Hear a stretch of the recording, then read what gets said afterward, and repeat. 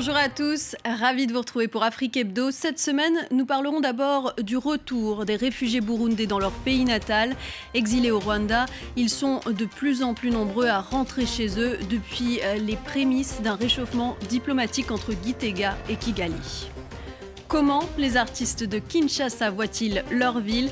C'est l'objet de l'exposition Kinshasa Chronique. L'artiste pluridisciplinaire Tixon Mbouyi et l'une des commissaires, Dominique Malaquet, sont nos invités. Pour finir, embarquement à bord du Soudan sur le Nil. Ce bateau à vapeur mythique reste habité par la mémoire de ses passagers célèbres, tels Agatha Christie. Il s'agit de la plus grande vague de retour du Rwanda vers le Burundi depuis la crise diplomatique de 2015 qui avait poussé des dizaines de milliers de Burundais à passer la frontière. Récemment, les ministres des Affaires étrangères des deux pays se sont rencontrés. Près de 11 000 réfugiés burundais devraient être rapatriés volontairement d'ici la fin de l'année. Notre correspondant Simon Wolfhard s'est rendu à la frontière de Nemba pour suivre un convoi de rapatriement. Venus tout droit du camp de Mahama au Rwanda, 500 réfugiés font route vers le Burundi, à quelques pas d'une terre qu'ils ont pour la plupart quittée en 2015 à cause de l'instabilité politique. On est content de rentrer dans notre pays natal. Nos familles, nos amis et nos voisins nous disent que la paix est de retour. Ce 6e rapatriement s'effectue alors que les relations entre le Rwanda et le Burundi restent tendues. Kigali a pourtant multiplié les gestes d'ouverture depuis l'élection du nouveau président Evariste Ndayishimiye, mais Gitega accuse toujours le Rwanda d'offrir un refuge à ses opposants. Pour nous, il n'y a pas de lien entre ces rapatriements et les problèmes diplomatiques entre le Burundi et le Rwanda. Notre responsabilité, c'est d'assister le retour de tous les réfugiés présents sur le sol rwandais. Ces convois de rapatriement sont supervisés par l'UNHCR qui dit ne pas inciter ces retours, mais seulement encadrer leur bon déroulement. La plupart d'entre eux sont des fermiers et veulent sûrement retourner sur leur terre pour pouvoir reprendre une vie normale dans leur pays d'origine. Le suivi que nous faisons auprès des réfugiés qui sont rentrés du Rwanda tente à montrer qu'ils sont arrivés dans leur zone d'origine en sécurité, ils ont été bien accueillis par les populations sur place. Reste qu'à Kigali, les réfugiés les plus impliqués dans les manifestations d'opposition au pouvoir en 2015 considèrent un tel retour comme trop dangereux. La commission d'enquête de l'ONU concluait que malgré le changement à la tête de l'État burundais en mai dernier, la situation des droits de l'homme ne s'est pas améliorée. 70 artistes congolais, membres pour la plupart d'une très jeune génération de créateurs, racontent la complexité et la richesse de leur capitale. L'exposition Kinshasa Chronique se tient en ce moment même à la Cité de l'Architecture et du Patrimoine à Paris. Photographie, peinture, BD, performance, vidéo ou encore slam. Les créateurs y disent par la plastique, par le verbe ou le son, Kinshasa telle qu'ils la vivent, l'imaginent, la questionnent, l'espèrent ou la contestent. J'ai le plaisir d'accueillir l'une des commissaires de l'exposition, Dominique Malaquet, ainsi que l'un des nombreux artistes exposés, Tixon Mbouyi. Merci à tous les deux d'être avec nous. Alors, Dominique Malaquet, cette exposition est articulée autour de 9 chroniques, comme autant de quartiers de Kinshasa? Tout à fait. L'idée, c'était de ne pas avoir un regard surplombant. C'est un regard qui dirait Kinshasa est de telle façon, Kinshasa peut être planifié, peut être pensé en termes de cartes, en termes de statistiques, et plutôt de partir de ce que nous proposaient les artistes. Je crois que justement c'est orienté autour de Kinshasa Ville Paraître, Ville Musique, Ville Sport. Vous pouvez nous en parler un petit peu? Alors, on pourrait commencer par la Ville Performance, puisqu'on est justement avec un des très grands performeurs de Kinshasa, Tixon Mbouyi. La Ville Performance, c'est toute une réflexion autour, et qui nous est proposée par les artistes, autour de la façon dont on peut agir sur la ville à travers son corps. C'est-à-dire de sortir l'art des musées, des cubes blancs, pour commencer à parler de l'art dans la rue. Et c'est le travail extraordinaire que fait Tixon, que font un certain nombre des autres performeurs qui sont présents dans l'exposition. Justement, Tixon, est-ce que vous pouvez nous parler un petit peu de la performance que vous mettez en scène? Bon, la performance, déjà, Kinshasa, c'est une ville performance. Vivre à Kinshasa, c'est pas facile déjà. C'est une performance déjà. Tu vois, Étant donné les difficultés économiques Ouais, c'est ça déjà. Kinshasa, c'est une ville performance. Déjà, quand je donne déjà mon corps pour faire une performance, déjà, Kinshasa, c'est une ville performance déjà. Et je crois que l'une de vos performances, l'une des plus connues, c'est l'homme capote. Est-ce que vous pouvez nous en parler? Quelle est sa signification? Batela Lobi Nao, ça veut dire prévenir ton lendemain. L'idée, je lis à Beau Marché. À Beau Marché, c'est un quartier des prostituées. C'est là où j'ai eu l'idée de faire la performance avec l'homme capote. Et quel est le message que vous souhaitiez faire passer? Le message que je vais faire passer, c'est dire prévenir ton lendemain, ça veut dire Batela Lobi Nao. Et c'est tout un travail, on en parlait tout à l'heure, c'est tout un travail autour de parler à la jeunesse, des possibles, hein, c'est ce que tu m'expliquais, de comment on peut prendre soi-même sa vie entre ses mains. Dans son main, oui, c'est ça.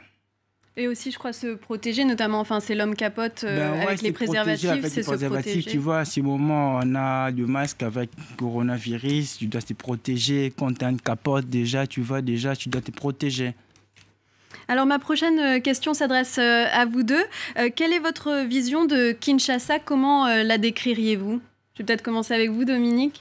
Je pense que, précisément comme le dit Tikson, c'est une ville performance, c'est aussi une ville de possibles, une somme de possibles. On me demandait l'autre jour, dans le contexte de l'exposition, ce que Kinshasa pourrait avoir à enseigner à une ville comme Paris. Et on pourrait commencer par dire, eh bien voilà, le cœur battant de la réflexion aujourd'hui sur la créativité, elle est en Afrique, elle est dans les diasporas, elle est à Kinshasa. Et Paris pourrait apprendre de cela en ouvrant ses musées, en ouvrant ses théâtres, en ouvrant ses espaces de musique, précisément à ce cœur battant. Et Tikson Mbuyi, vous le disiez, vous, Kinshasa est donc une ville performance. Est-ce que vous utiliseriez d'autres qualificatifs? Est-ce que c'est une ville que vous aimez malgré tout? Ouais, c'est une ville que je vis particulièrement. Mais vivre à Kinshasa, c'est pas facile. Il y a des moments qui se réveillent déjà le matin, c'est déjà une performance. Vivre à Kinshasa, c'est déjà une performance déjà. C'est pas facile déjà. Ouais. Ouais. Et comment vous y êtes-vous pris pour trouver de nouvelles manières artistiques de raconter votre ville? Raconter mon vie déjà à Kinshasa, c'est une ville déjà que j'adore beaucoup déjà. Vivre à Kinshasa, c'est pas facile déjà. C'est un vide performatif déjà, c'est ce que j'entends de dire. Et je pense que quelque chose qui est très important, et dont nous parlions tout à l'heure également en route vers vos studios, c'est le fait que tout le public de Tikson, des performeurs avec lesquels il travaille, est dans la rue. Et donc, il y a une responsabilité de l'artiste face à la ville qui est très, très importante. Et c'est précisément pour ça que cette performance dont vous montrez des photos là est tellement critique, parce qu'elle parle à une jeunesse qui est le futur, non seulement de Kinshasa, mais des villes à travers le monde. Justement, tous les artistes qui sont exposés sont tous ou presque nés après 1980. Est-ce que vous avez voulu faire écho à la démographie de la capitale congolaise, dont la très grande majorité de la population a moins de 40 ans?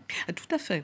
Le collectif, parce que c'est important de le dire, le collectif que nous sommes qui avons organisé cette exposition, s'intéressait beaucoup à cela et s'intéressait beaucoup au fait qu'il y a une très complexe histoire de l'art à Kinshasa. Il y a des tas de générations d'artistes différentes qui se parlent, qui ont travaillé ensemble, qui ont fait des études ensemble, qui ont créé des collectifs, comme par exemple celui que tu as fondé. Un collectif avec mon ami Yanos Majetikos, c'est un artiste. Sakana Art, ça veut dire que l'artiste est un enfant, l'art est un objet. D'accord. Et on le voit justement, toute cette richesse, cette variété qu'il y a tout au long de cette exposition. Ouais. On va devoir, malheureusement, on n'a plus beaucoup de temps. Je voulais juste vous demander rapidement quels ont été les critères que vous avez utilisés pour sélectionner les artistes que vous exposez. Et est-ce qu'aujourd'hui, les artistes quinois survivent grâce à leur art? Alors, un critère clé, ça a été l'engagement. Les artistes avec lesquels nous avons travaillé nous ont vraiment guidés. Et ce sont des artistes qui ont, comme le disait Tikson, un regard sur la ville comme un endroit qu'ils aiment profondément, qu'ils critiquent en même temps, mais pour lequel ils voient un très réel futur, non seulement pour le Congo, mais pour l'Afrique tout entière, les Suds, le monde entier. Et puis, vous posez la question de savoir est-ce que les artistes peuvent vivre de leur travail. Ça aussi, on en a beaucoup parlé. Et c'est certes très, très compliqué, mais le fait qu'il y a des artistes comme Vichwa Milwambwe Bondo, comme Sami Balogi, comme Faustin Lignekula, qui ont créé des espaces d'art qui sont très importants à Kinshasa, à Lubumbashi, à Kisangani, est en train de radicalement changer la donne et peut vouloir dire que dans quelques années, comme à Lagos, comme à Marrakech, comme à Johannesburg, il y aura un réel marché local de l'art. Une vraie scène de l'art contemporain à Kinshasa. Merci beaucoup à tous les deux d'avoir été avec nous sur le plateau d'Afrique Hebdo. Et on vous emmène maintenant découvrir l'Égypte comme dans un roman d'Agatha Christie en croisière sur le Soudan. Ce bateau à vapeur navigue sur les eaux du Nil depuis près d'un siècle. Reportage de Dominique Derda et Solène Grippon.